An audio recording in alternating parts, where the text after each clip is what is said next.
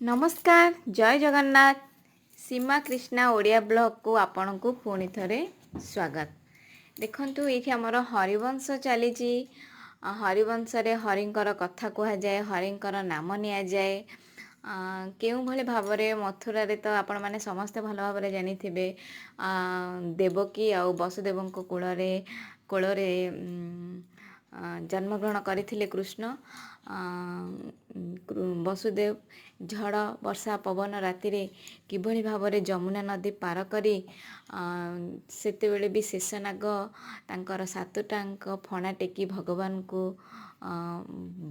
देहरे टोपे वर्षा भी पकेबा पई देई नथिले।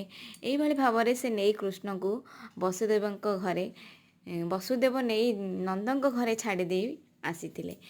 एइभली भावे एइथिरे कृष्णଙ୍କର बहुत कथा आलोचना करा जाए। लोक माने बहुत खुशी हुअंती भगवान को कथा सुनी आनंदित हुअंती। रहिली जय जगन्नाथ। जय जगन्नाथ।